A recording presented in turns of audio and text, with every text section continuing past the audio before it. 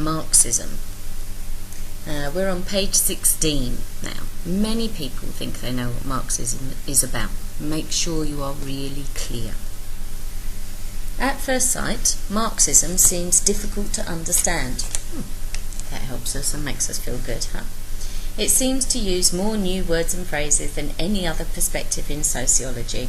This is not because Marx was being awkward, but because of the richly creative nature of his thought.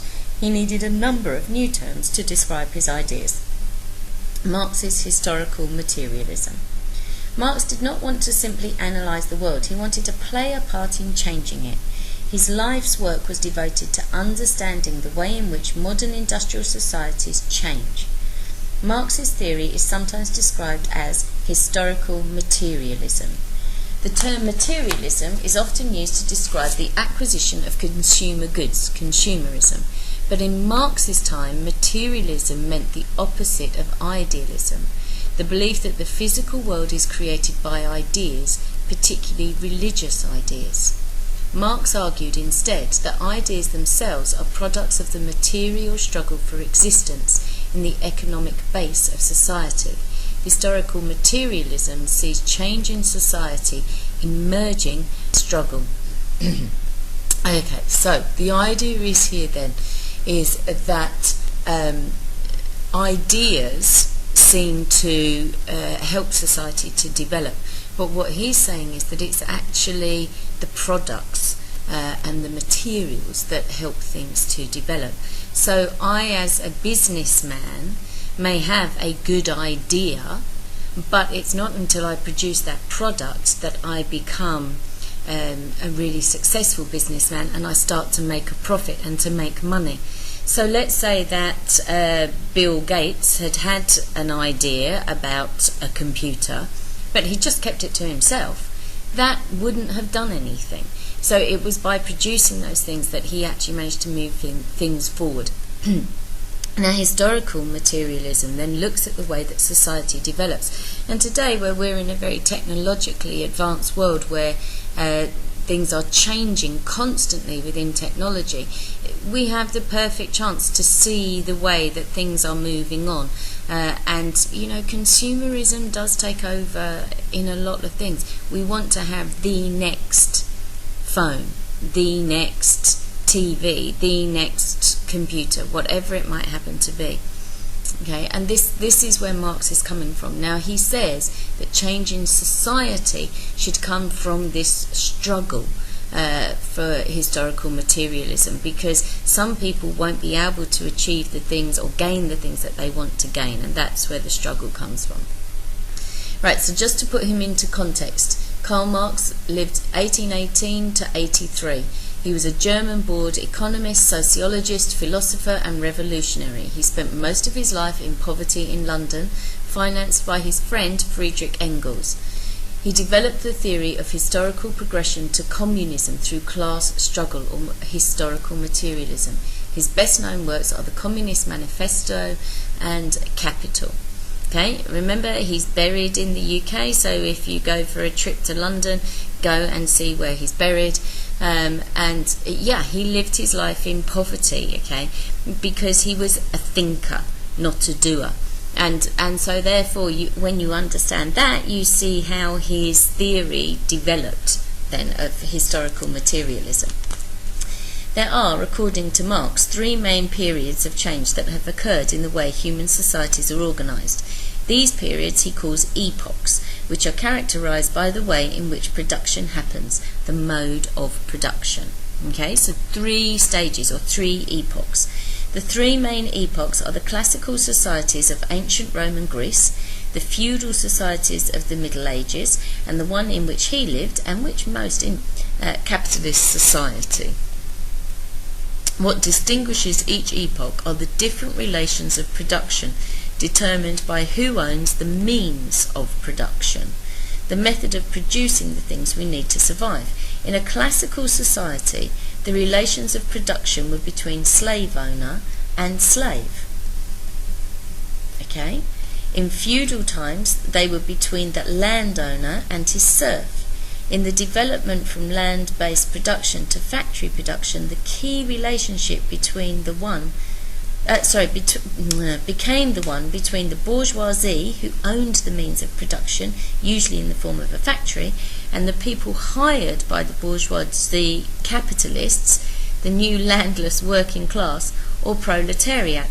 According to Marx, it's conflict about ownership of the means of production that is the class struggle that causes change in society. In his various writings, Marx projected that this cause of conflict would only come to an end when there was no separate ownership of the means of production.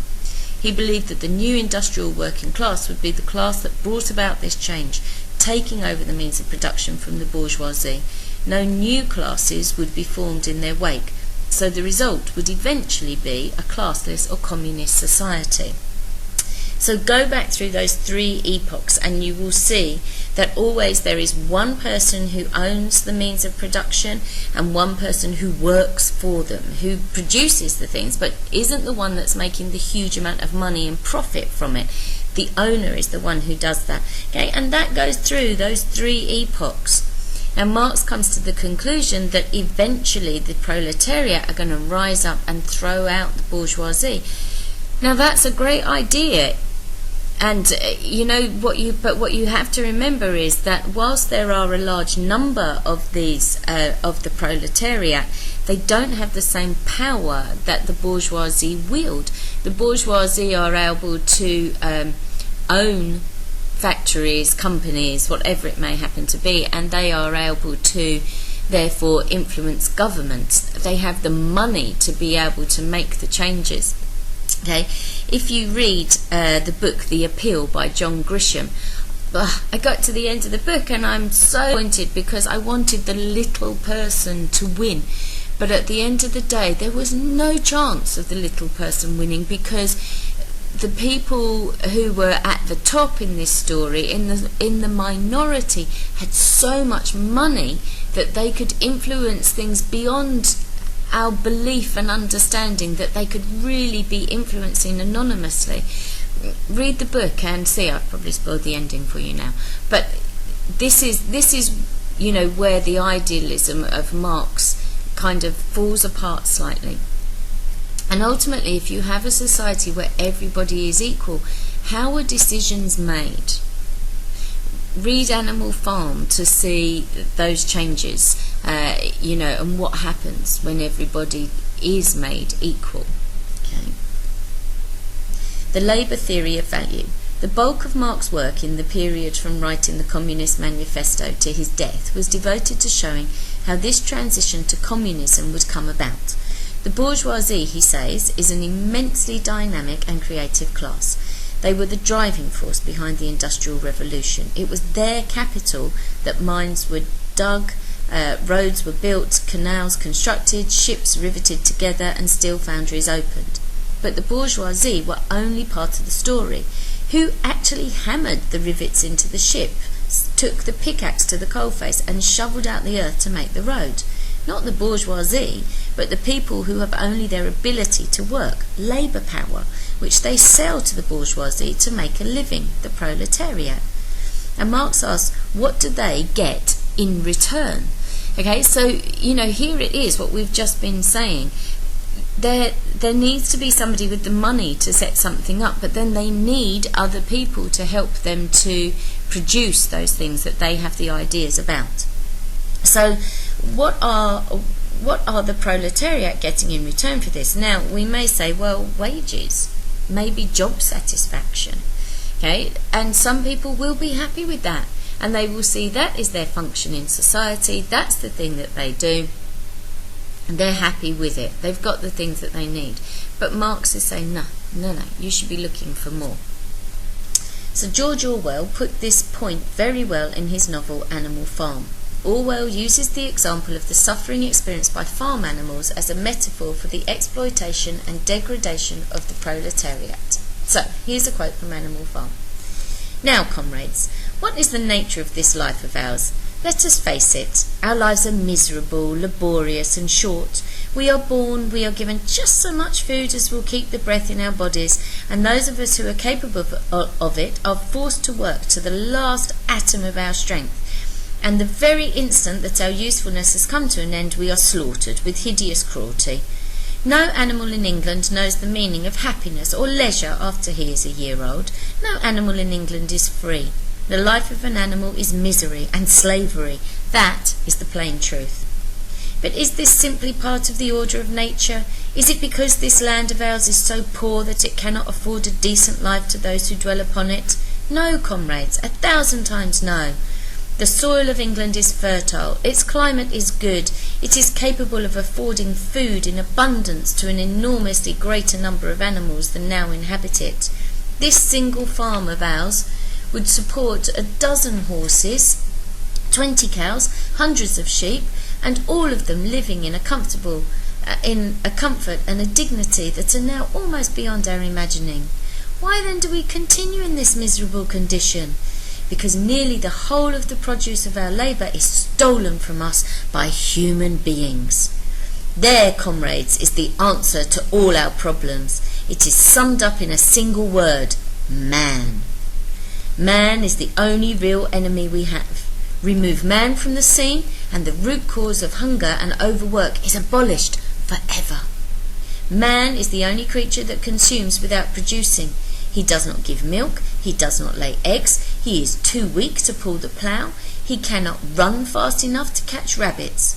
Yet he is lord of all the animals. He sets them to work, he gives back to them the bare minimum that will prevent them from starving, and the rest he keeps for himself. Our labour tills the soil, our dung fertilises it, and yet there is not one of us that owns more than his bare skin.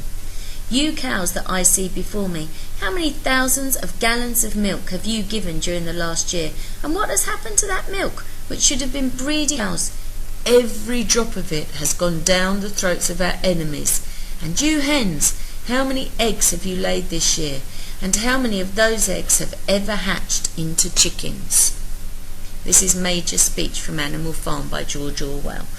Okay, now I know that quite a few of you have actually read this book and you know the consequences of what happened. So for those of you that haven't read it, we'll try not to give it away.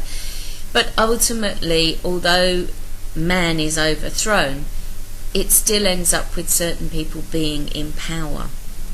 But this is a really good analogy to explain what Marxism is trying to get at, and explains the ideas very simply. Those people who are the actual labourers are the ones who are giving out everything, and it's the people at the top who are reaping all the rewards. Profit and surplus value. The owner of capital wants to invest this money in order to make more capital. This is done by first buying the raw materials, machines and tools necessary for the manufacture of goods. Let us say that the capitalist believes that wooden chairs will be a good source of potential profit. They therefore buy the necessary wood, lathe machines, chisels, etc. for their chair factory. Labour is taken on for the production of the commodity, anything which is bought and sold. In this case, chairs. Once the chairs are sold, the capitalist has a lot of money, but now needs to pay for the machinery, raw materials, and its principally wages. How much should the proletariat be paid? The capitalist is only in business for one reason: to make as much profit, which Marx calls surplus value, as possible. The workers will therefore be paid as little as the capitalist can get away with. But who actually turned the raw materials into saleable commodities? The labour of the proletariat is added to the raw material to turn it into a marketable commodity. In return, they receive as little payment as possible. It is this difference that Marx calls exploitation. When the true nature of this exploitation becomes realised, when they achieve class consciousness, the proletariat will become revolutionary and overthrow the exploitative bourgeoisie. Alright, so I think all of this makes sense when you're reading this, but remember is that whilst people are giving their labour, and yes, they're making this commodity into something that's viable, that can be sold, unless that person had the idea in the first place, they would never have come up with that idea to be producing those things. So we have to consider what is innovation and forethought. Should that be given more credit? Again, if you watch something like The Social Network and you look at how Facebook was developed, Mark Zuckerberg took the idea and he was the one that actually produced Facebook. And yet those twins in it, I can't remember what their name are, who claim that he stole the idea from them, expected to get money back because it was their idea. Okay, now obviously Zuckerberg has gone on to make huge amounts of money from producing this idea because he was sensible enough to be pulling in the profits from it. So maybe that's what the proletariat need to be doing. But Marx is saying once they get class consciousness as a group, if they start talking to each other and realising we're only making this amount of money and look how much money he's got, the owner of the factory or whatever else, they can come together and they can overthrow this situation. Another way of understanding the Marxist concept of exploitation is to consider the situation of builders who spend their lives building houses but they may never be able to own one themselves. Okay, so there is this, anathema to everything as well, that whilst you may spend your life producing something, you might never own one yourself because you can't afford it, because your wages are so low. Although the meaning of the terms profit and surplus value is close, Marx does not use them interchangeably. When workers add value to things and turn them into commodities, what they are adding is their labour time. The amount of necessary labour put in to earn their wages is not the same as their total output. The labour time remaining is called surplus labour, in which time the worker will create surplus value. It is in this time that the workers will be reproducing capital for the capitalist. What appears as surplus value on capital's side appears identically on the worker's side as surplus labour, in excess of his requirements as a worker, hence in excess of his immediate requirements for keeping himself alive. More commonly known as, without surplus value, produced in this way by extra unpaid labour time, there can be no profits. The rate of profit is not the same as the rate of surplus value because the concept of profit involves variables such as the total amount of all possible capital used or the amount of raw materials. The rate of profit is always lower than the narrower concept of the rate of surplus value. This difference was an important element in Marx's view of the labour process in relation to work, automation and unemployment. Okay, now it's a Saturday and I'm sitting at home recording this for you, which we're going to use in school, okay? And don't all go, oh, poor Miss Glenda having to do things on a Saturday, right? I choose to do this, but actually this is me putting in my surplus labour, okay? I still get paid for doing my job, but I could say, well, actually my hours are Sunday to Thursday, 7 till 4 in school. I'm not going to do anything outside those hours. Of course I wouldn't manage to get everything done necessarily. So because I'm conscientious, I will put in those extra hours to have the things that I want to make everything right for the lessons that we do and the work in the school. But I don't get paid for any of that. And the leaders of a bourgeois society expect that from workers, if you like, to be able to put in that extra without necessarily getting paid for it. Now obviously overtime and things come in certain production means, but here we have the difference that Marx is talking about. Okay, so profit and surplus value and surplus labour are different things. Okay, your profit at the end of it is what your bourgeoisie ruler or owner is actually making, and the surplus labour, surplus value comes from the proletariat. So class consciousness. Why the proletariat never achieves revolutionary class consciousness is the central question asked of Marxism, though its supporters point to the closing years of the First and Second World Wars and the British General Strike of 1926 as examples of heightened class awareness. One answer is because the structure of bourgeois society works continuously in favour of the bourgeoisie. Because they control the most important aspects of society, the means of production, they are able to decisively influence the structure of everything else. This is what is meant by the economic base, determining the superstructure, which is composed of the other vital aspects of society, the family, religion, and the political, educational, and judicial systems. As we describe in later chapters, for Marxists, all of these institutions serve in a capitalist society to maintain bourgeois control. So people have risen up, workers have revolted, but because of the power that the bourgeoisie have, they stop them from being able to take it to the degree that they want to. Again, think about the Arab Spring. Has that actually changed? Was that what Marx was talking about?